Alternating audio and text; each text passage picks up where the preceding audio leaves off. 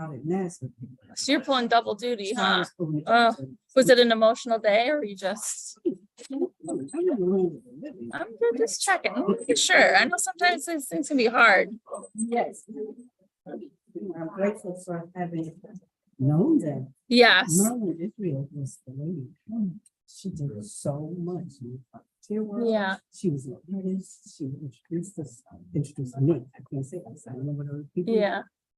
That was what I thought, like when they were talking about like all of Dr. Bob's accomplishments, I was like, wow.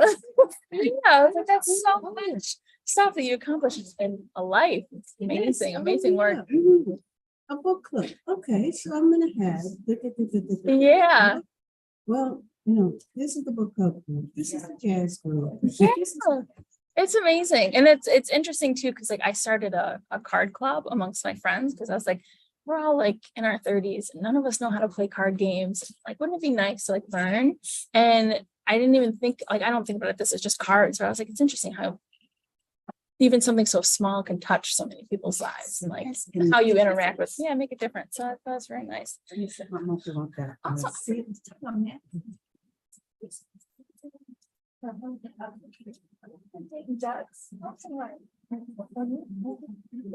yeah, you're right.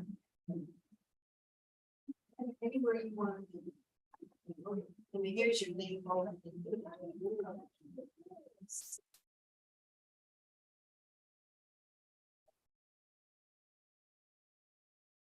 Yeah.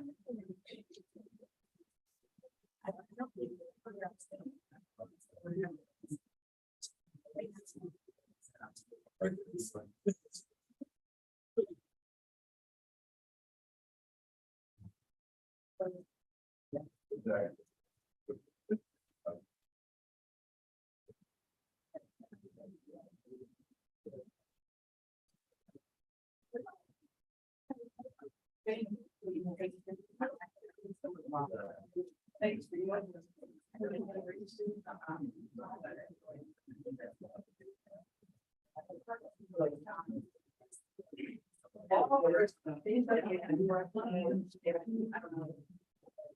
That's what it's. Oh, I have it right here.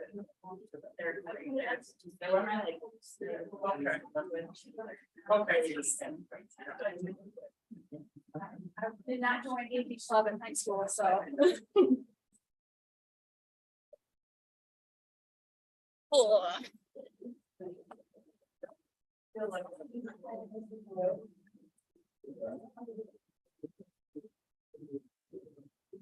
feel like I should answer the question. What do you call the person who still makes their own arms and it's? I don't know.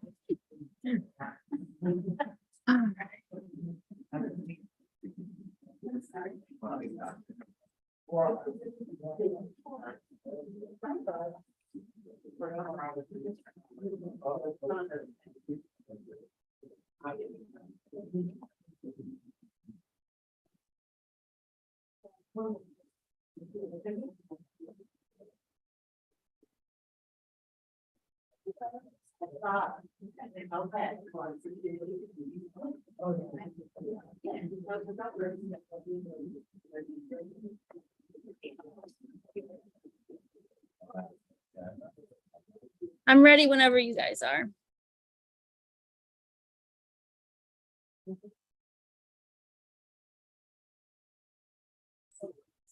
Yes, it's on this side, so they're going to be there.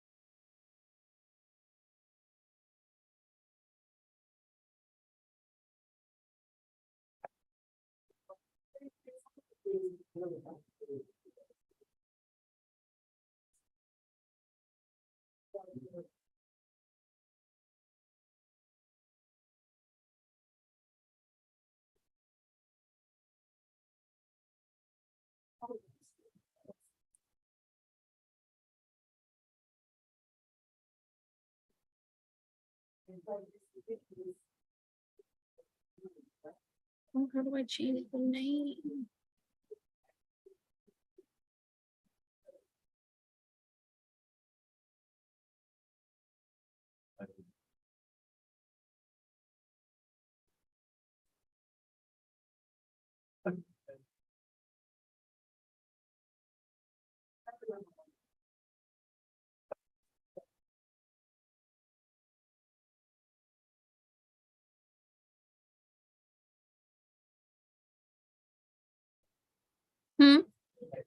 Okay, thank you.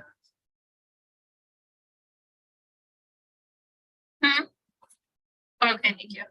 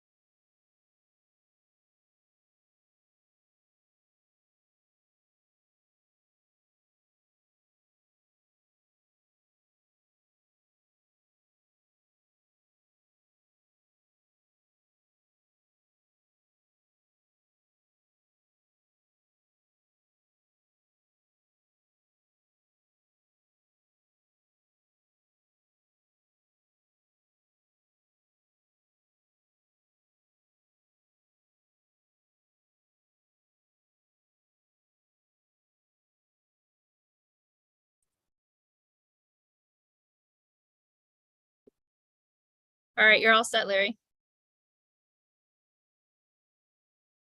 Hey, let's welcome everybody to the first PAB board meeting of June. Start with introductions. Vote. I'm Dora Settle, and I hold the Northwest Council seat on the board. William Clark, the names 14. And the education department says they will be also reaching out to borrowers Very for the postures. So if you can for communications with them. Really not to stay on top of this. He looked through some of the challenges.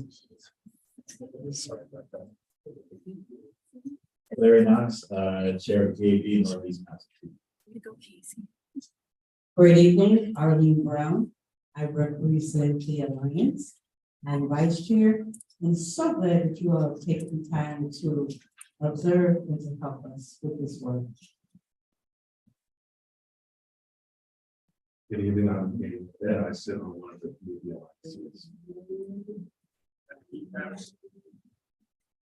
I'm Keith Patterson. New board member.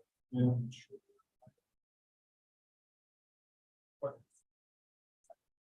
Alliance. I didn't make sure of for include.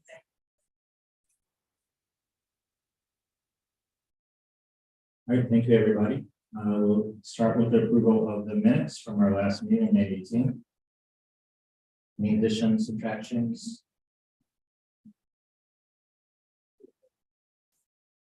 Yeah, what was? It's in there. All in favor of approving minutes? Wait, we had to do it for question. Yeah. Motion, yeah, Daniel's motion. Second. All in favor? Aye.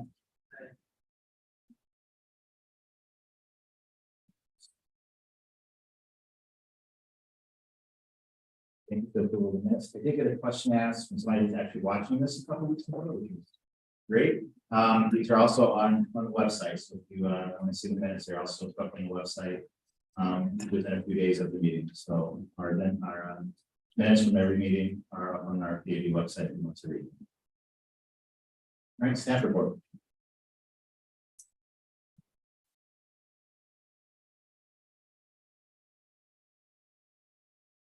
Let me just check, are you all ready? Yeah. Okay, so the first part of the staff report is presentation by the investigations unit.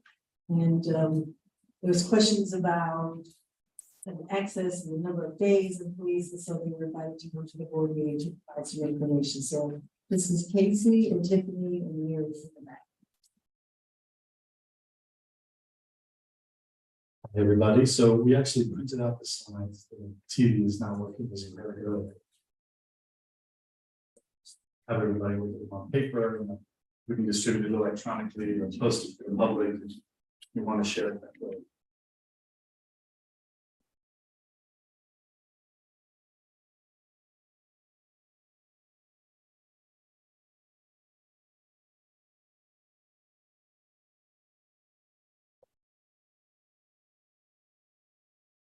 Okay, so there's some information provided here regarding PAB's access to RPD data. This has been an ongoing conversation and also came up during the budget hearing this week. So we started off there on slide 2, so to the second page. Just especially for the newer members of the board, the data access powers of the PAB provided to us under the charter.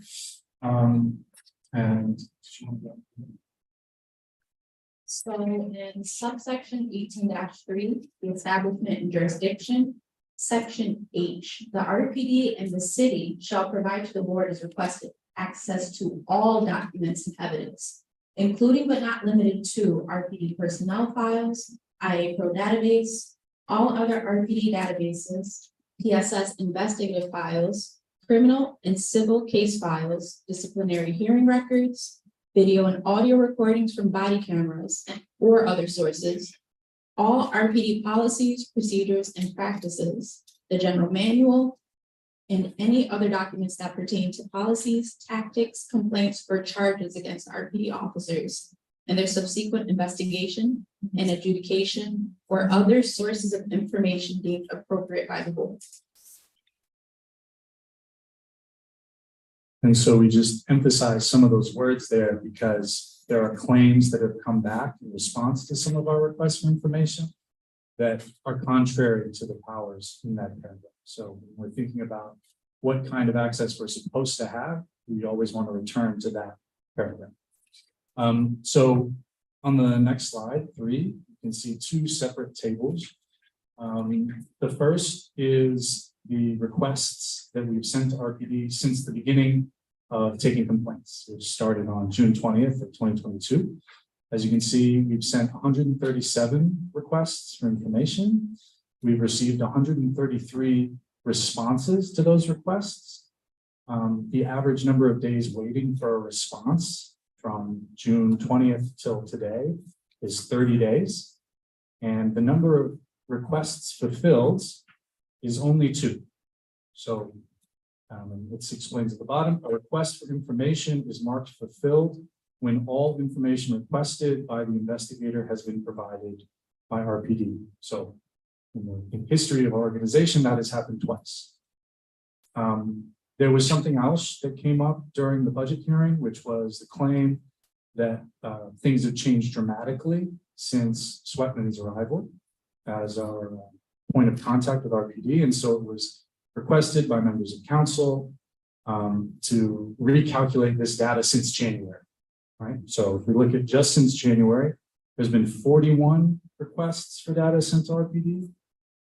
Of those, there have been 38 requests, so we're still waiting for 3 responses. The average number of days has decreased, but not dramatically. It's still 23 days waiting for a response from RPD on average. And none of the requests that we've sent since January have been totally fulfilled.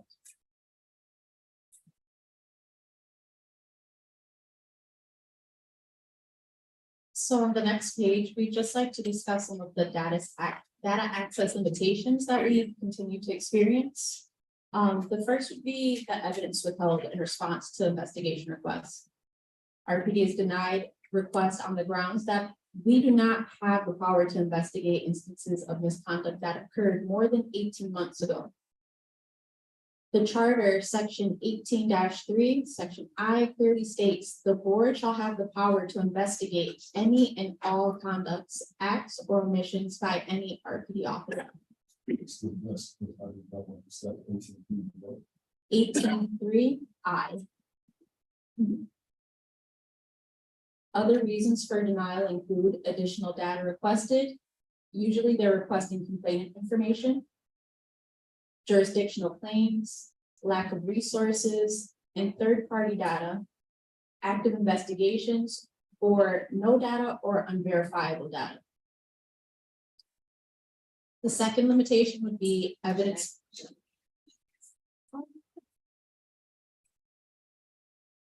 Could you say more about those specific reasons for denial in terms of, are they claiming that the events, for instance, jurisdictional claims that didn't happen with him with RPD or things like that? Could you explain each of those?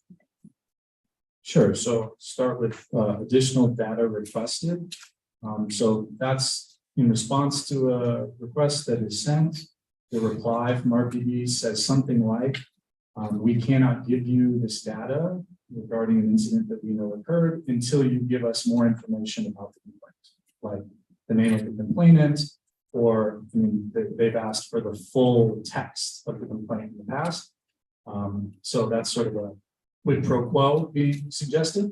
Then there's jurisdictional claims. There's many different kinds of jurisdictional claims. One of them is the 18-month statute of limitations. So they're sort of saying, if it's happened more than 18 months ago, then you're not even allowed to have the data relevant to the incident, which again, the charter explicitly says the opposite, but that's a claim that they're making. Lack of resources is probably the most common. This is when the response says, you're asking for too much. I don't have the time to look through all of the databases to find everything you're requesting. Therefore, I'm just not going to try. That's a very common response. Third-party data means we're requesting data that is in the possession of RPD, but which they claim they don't own. So this is, for instance, data that was created by Monroe County Sheriff's Office, but is in RPD's possession because of an investigation. They will say, we don't have the right to give it to you because it's Monroe County Sheriff's, take it up and down. That can even be RCSD data, so it's not necessarily another law enforcement organization. They regularly make that claim. Active investigations, self-explanatory, and then no data. This is also very common. Usually happens through omission. That is, we ask for something, they simply don't recognize the request, and the implication is that they don't have the data. But of course, we have no way of verifying whether or not that's true because we do not have access to their database. No question. So when it says no data, do they tell you they don't have it, or do they don't respond to it? Sometimes. With the 5 things, and the fifth one is just not acknowledged, or Yeah, I would say a certain amount of the time, they say the thing you're asking for does not exist in our databases. More of the time, there's just no response. So they'll respond to part of the request, but not the overwhelming majority of the things that we asked for. And the suggestion is that they don't have it, or they think they're not allowed to give it to us or something. But because they haven't explicitly said why, we have to intuit that the data is not there, which again, we can't verify.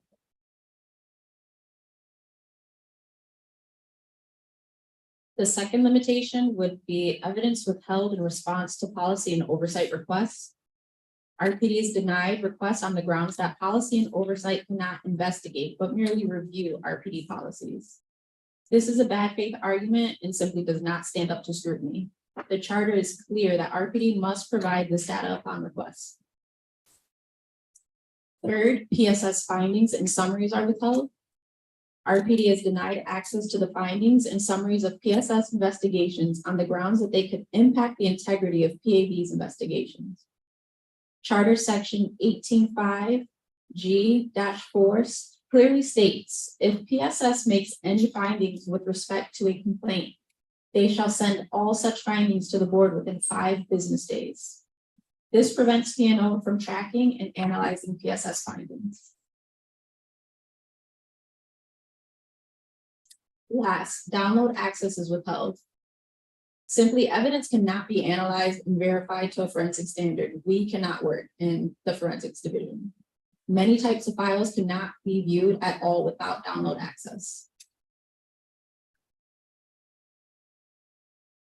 Can you expand on that a bit? Just what they're able to do internally with RPD, if they're looking at stuff, with an investigation, and they're using their access, what we can't do. Sure, they own the data. They can provide certain portions of data to us. We can't verify what they've provided. We can't verify the integrity of the data. We can't say for sure that there isn't more out there. We often have issues viewing the files within the web browser. We can't perform very basic analysis of the information that they provide to us, especially without being able to open the files properly. There are some file types that we need a proprietary software to open. We don't have access to that. We can't even download the software. Yeah, and I would just add one kind of demonstration that maybe is clear for the board in terms of problems without having download access, is that it inhibits our ability to present comprehensive case packages to you all, right? So over the course of an investigation, we will analyze the evidence and package it in such a way that it's legible for board review.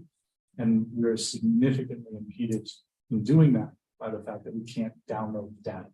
We can only provide you with links to view the data. So, you know, if you're looking at a case and there's 20 hours of body worn camera footage, you might have to watch all 20 hours in the course of reviewing a report, instead of being able to look at a package that we put together as investigators. So that's one sort of practical limitation in addition to everything that Tiffany just explained. Have we received any type of response from council regarding this lack of access? Yes. Yes, have we received any type of response from council regarding not receiving adequate information to do investigations? So we did do a request to council in regards to downloading some other access issues. After this has been a concern for a while, but I think last month or end of last month, or beginning of last month or end of the month before that, to do a request to council for assistance after it was offered. I'm doing one of our presentations, so I'll be following up to get a response to that. But they are aware and what did ask they can be helpful in this. And these powers we have are council's powers. So they're, I think council should have a real interest in making sure powers they would have, which we are using, are acknowledged. So we ask for help.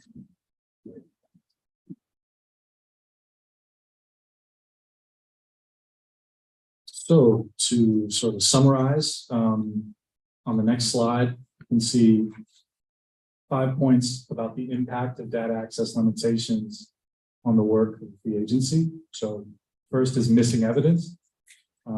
There is evidence that we know exists, which is not being given to us. There's also perhaps evidence that we don't know exists that is not being given to us because we cannot audit their systems. The delays in investigations speak for themselves. There's been a minimum of 30 days on average. In many cases, it's been longer. And that's only after the first request. Sometimes we have to make multiple requests in response to their responses, and it can take quite a bit of time, which of course slows down our investigations, which are meant to be completed within 90 days. Third, the forensic standard, which Tiffany was speaking toward, is not met. As digital forensists, we cannot say with confidence that the evidence meets the forensic standard in any case, because we do not have download access. Fourth, the delays in board review of cases. You understand that just like being professionals, like what is the forensic standard that is acceptable, in other similar circumstances that we're in? Sure. So, I mean, one way to think about it is that, you see forensics on television, right? Somebody goes to the scene and dusts for fingerprints, and then that evidence is kept. There's a clear chain of custody, right? It's got to stay with one person, and that person then verifies under oath that they collected the evidence, and that compels the jury to think one way or the other eventually. For digital forensics, the most important thing is that you are working with the original file, not a compressed file, not a converted file, certainly not a file that's being streamed through a web browser, but you're actually analyzing the file itself. So as a practical example, body-worn camera videos, big part of our job. Those files are recorded on each of policeman's cameras, and a digital forensist wants to be able to look at the file as it exists on the camera so that you can see, was this file tampered with? Is this the exact file that was there on the camera the day it was recorded? Was the camera turned off at the wrong time? And these are important, relevant questions to many of our investigations. But because we do not have access to the files in their original format, we cannot say that our conclusions meet a forensic standard. Does that answer your question?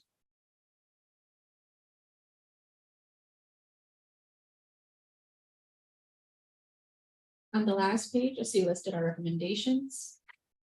The first, which is the most basic, download permissions. City IT can provide download permission to all data provided by RPD immediately.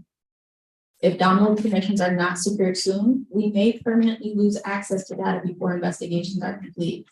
There's a retention policy for all of the data that RPD has posted on the SharePoint site. Those will expire. It's my understanding that. Yeah, yes. The retention policy, I believe, is a year from the day that they originally sent the package. So on some cases, we're approaching that year. We will lose that data if they don't adjust it or give us download permissions. Second recommendation is direct access when possible. IA Pro, which contains the incident reports, is an example of an RPD database that can be accessed directly.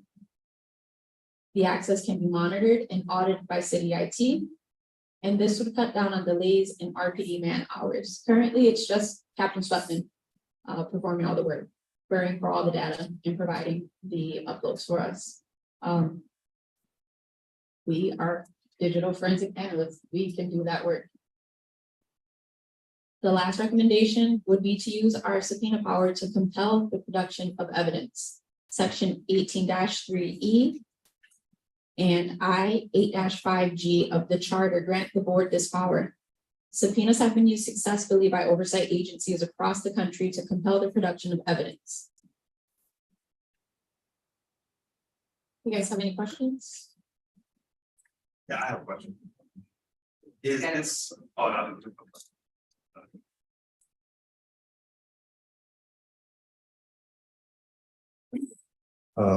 First of all, thanks for putting this presentation together. Is this presentation online for the public to view? If you want. Okay, because I just personally, I believe that if this pretty much articulates very well why we are being standing still in a lot of investigations, rather than, you know, folks wondering why. I think this is probably the best way that people could be informed of why it's happening and why we're getting stopped investigating these things. So I would just hope that we could do this. I think the more informed the public is, they can understand what's going on in the agency and just why they're not going through investigations at all.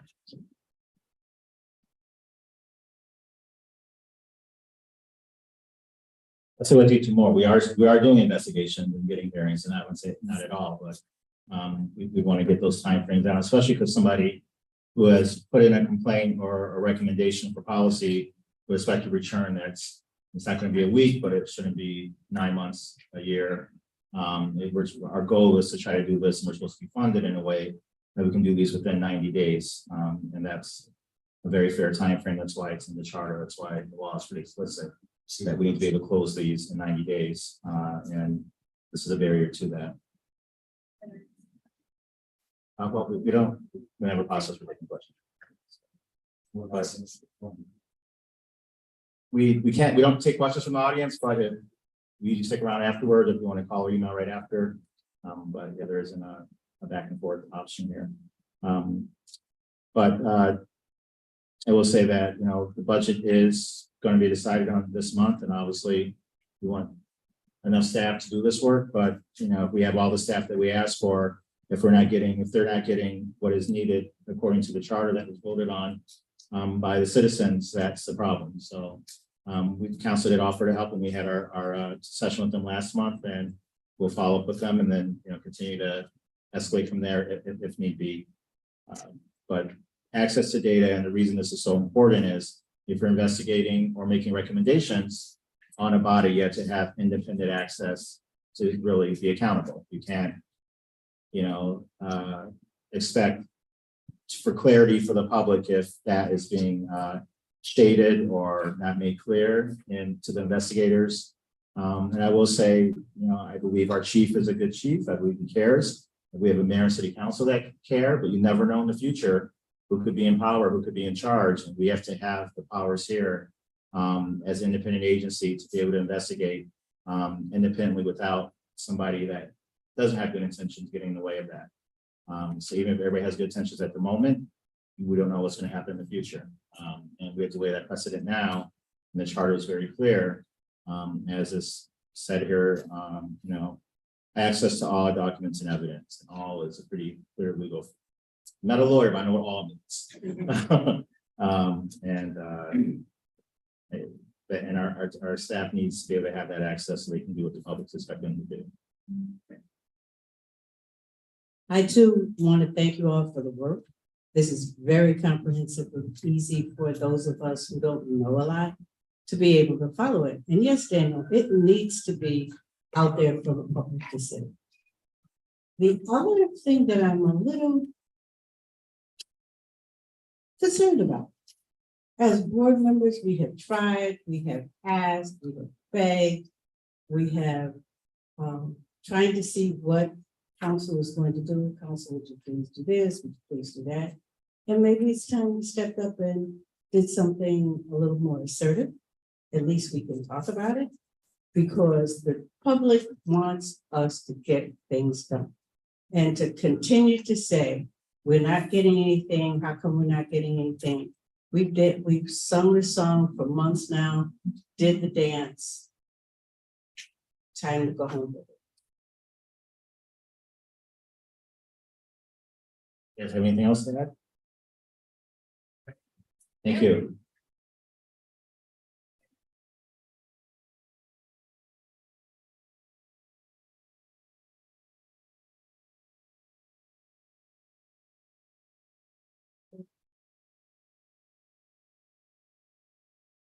So just a couple more updates.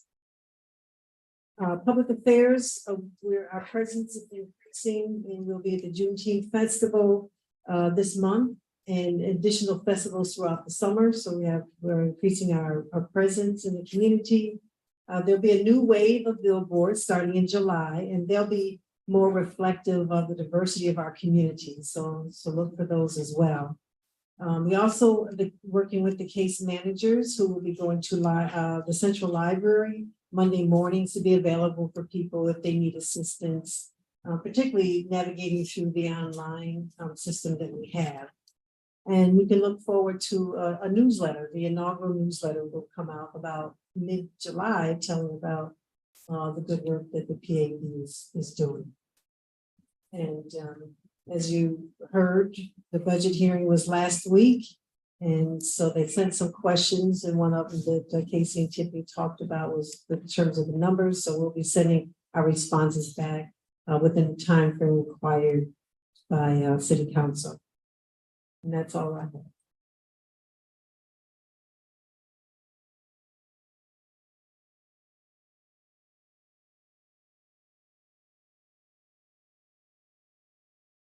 So another area of logjam that we've had, of course, has been hiring approvals. So I'm wondering if you can give us an update on that.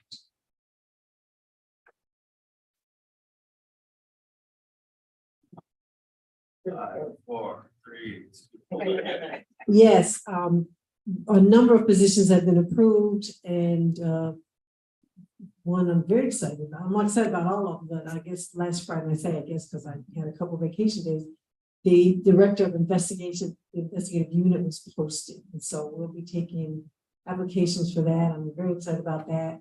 We're in the process now of interviewing attorneys for the staff attorney positions, the director or the chief of case management. We had a number of applications for that, so we'll be starting interviews for that as well. And other positions people are moving into, and the rest of them will wait for the final vote from council. But there's really a lot of movement. And I'm appreciative the council has been really moving fast with that, as well as the Department of Human Resources, so we can get these positions filled.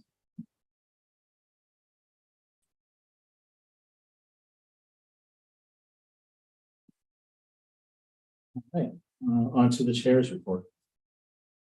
Okay, do want to take a quick minute. Yesterday was going home for our former board member, Dr. Harrison. So definitely, it's odd not having him here.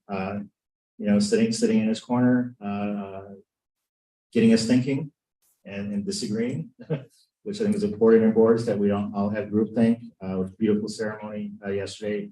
And I learned a lot of his, I knew a bit of it, but a lot of his history of what he did before he joined the board. So I think when we talk about public service, we all are volunteers here, and pretty much full-time volunteers. But we are volunteers here, but here he was somebody, who's retired from his career, but spent a lot of time as an inaugural board member to help us get to this point. And I think one thing we talked a lot about him at the last board meeting, but that asking questions and making sure looking at all angles is something that we all carry on, even with him not being here, and just make sure we keep him, his family, and his kids in our prayers. For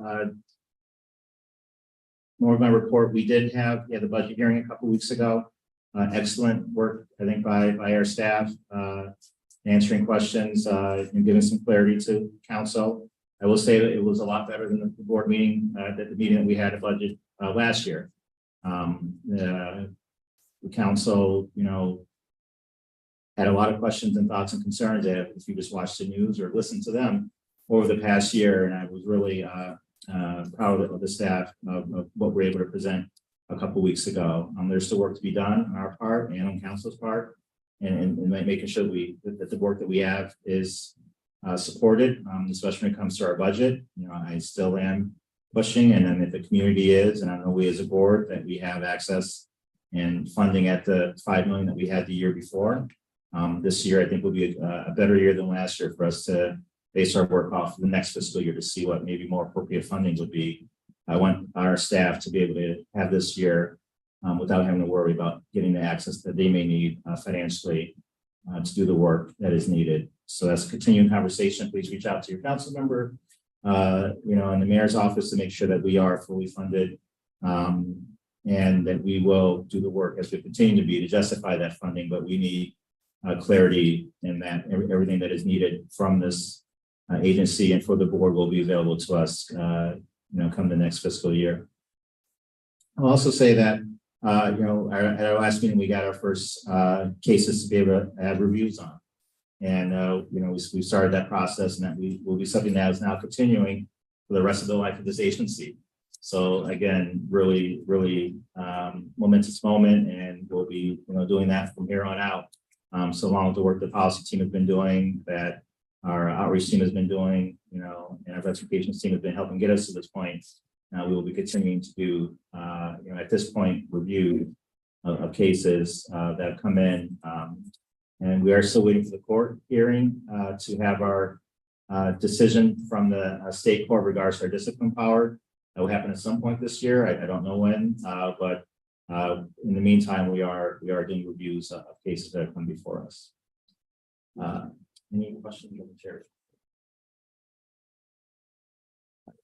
Committee reports. So for training committee, we did do a letter also to council asking this for some clarity in regards to what the board trainings are needed, or their ideas of what, you know, we would need to do for our board trainings as opposed to the staff trainings. Obviously, as board members that are part-time volunteers, we have a lot that we need to do, but not as much as the staff, and not necessarily the same things as the staff. So there was legislation that council passed about trainings that, you know, I think there was obviously need to be some clarifications on. So those are conversations we've been having. I will be following up along with the other asks about our data access in regards to, you know, our trainings going forward as a board and as an agency, making sure that we get what is needed and support for what is needed. We need to bring in outside people for some of those trainings. Search committee. Search committee is meeting this week. That's great. We're going to keep Sherry as long as possible, but you know, her title is still interim executive director, so we will be starting the process, you know, very soon to transition over to our permanent executive director and posting that. We have a search committee that will be working on getting that posted and making sure we get, once that gets established, getting community input and staff input in the process of making sure we get somebody good in here to continue the good work that's been built upon, that's been started, and that Sherry has helped build with the staff. Questions on search committee? Old business? I know we have some new business.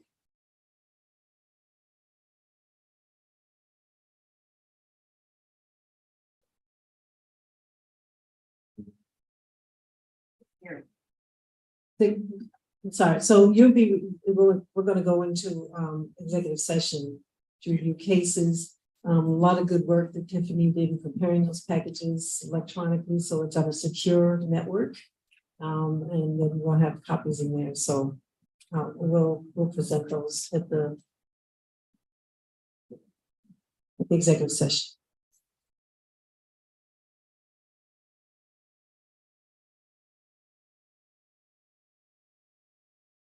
All right, I'd like to make a motion to go to executive session. All in favor?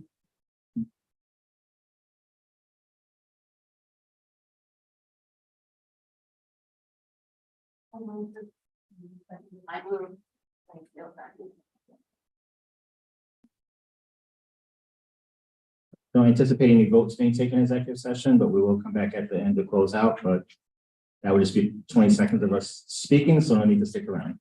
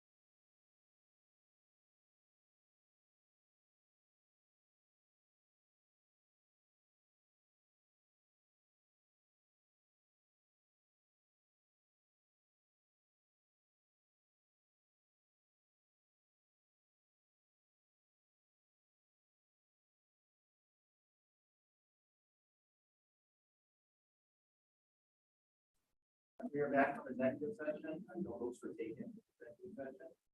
I'd like to make a meeting of motion to the guard.